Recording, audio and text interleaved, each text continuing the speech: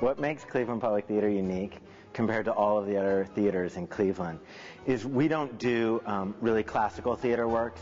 We do brand new works. We're dedicated to providing plays that are adventurous, are challenging to people, and really wake people up and give them a great time at the theater and a great thing to talk about on the way home.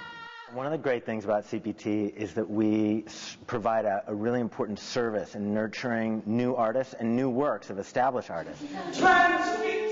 We're one of the only places where an artist can come with a project without having to have that project completely thought out, completely done. They can really use this as a sort of incubator for creating their work and developing themselves as artists.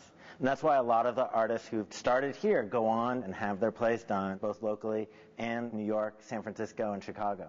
For the artists like myself, no one else will allow me to do the kind of work that I do at Cleveland Public Theater because that's not their mission. Their mission isn't to create new work. We need CPT to continue to be able to do what it does and do it well. At CPT, we believe that art changes lives. And that goes well beyond our programming and into our educational programs. Cleveland Public Theater offers programs that serve the community, like Brick City and the STEP program, the Student Theater Enrichment programs, the Women's Voices Project, and the Y Haven Project give a voice to residents in transitional housing. We don't usually get to hear their story, and we need that in Cleveland. In order for Cleveland Public Theater to continue to provide all of that we do for the community, we need a place that's going to be safe for our performers and our audience. We need a place where the audience can come and be comfortable and inspired, and we need places for the artists to be able to fully realize their works. In both of our spaces, our lighting systems are old, and they're not the appropriate lighting equipment for these kinds of spaces. So artists are incredibly limited. Neither of our spaces is insulated well, and neither of them have air conditioning.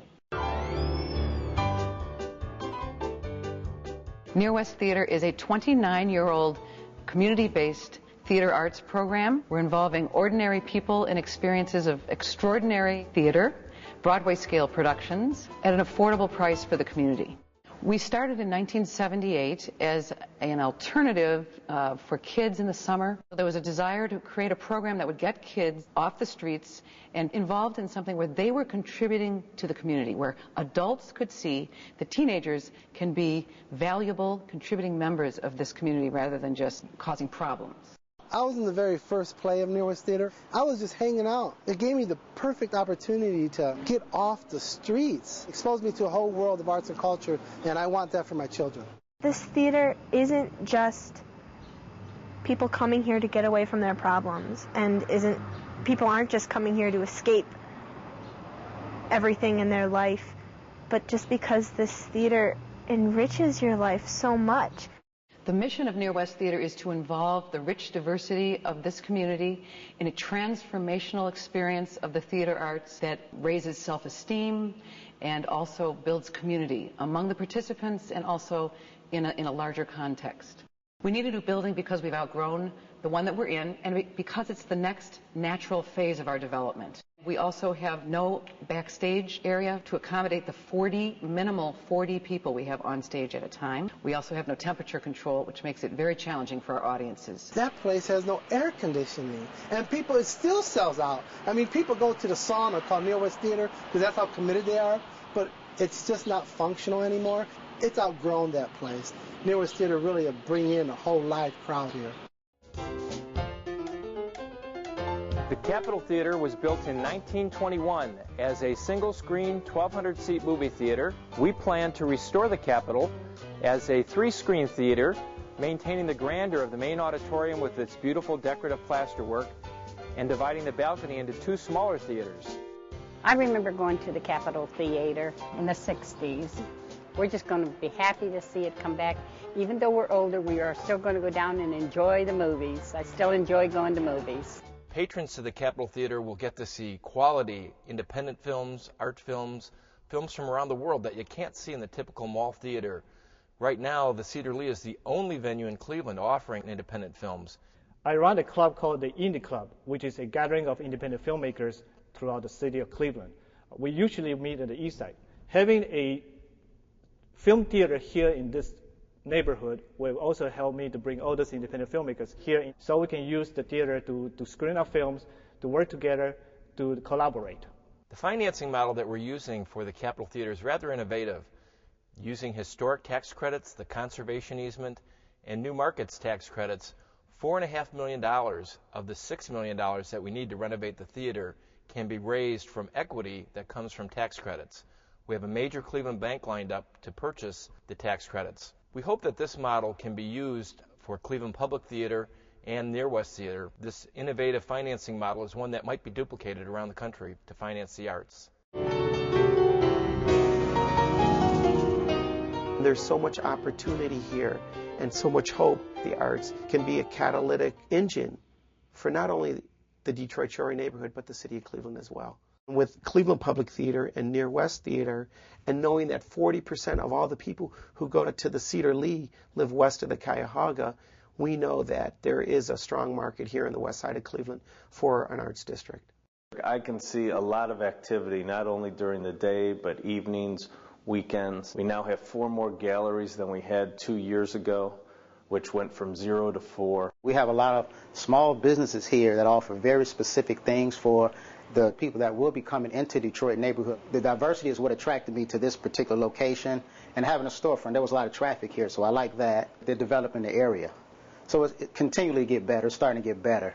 I now have major developers in our city of Cleveland. They want to invest in our community. They want to do new housing in our community. They want to do retail in our community because they see the value of what this art district means, not only for our neighborhood, but for their bottom line. And it's a smart place to invest in.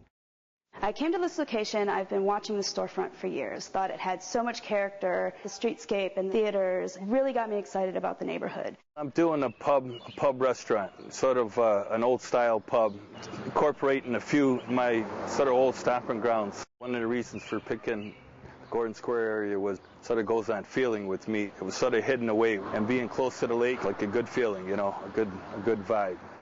This is going to be a wine bar that will serve small plates, food that's going to complement the wines, and it's just going to be a fun, great place to come. I invested in this neighborhood because I know it's going to be profitable for me.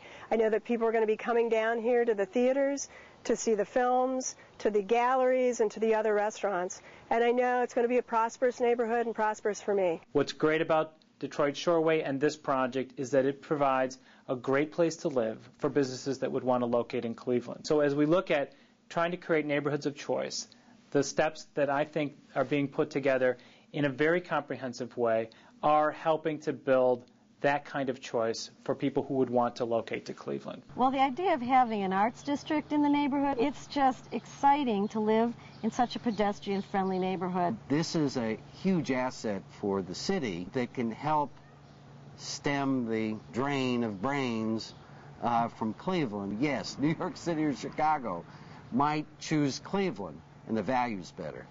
This neighborhood, Detroit Shoreway, and this project, I think provide a very attractive amenity, a very attractive quality of life, and that's a very sound strategy. This can be an area like none other in the United States. This will be a model neighborhood showing how arts and culture can define and enhance a neighborhood that will become the model of neighborhoods throughout this country. For those of us who are been here for a very long time, we've waited for some things to happen, and indeed it is happening now.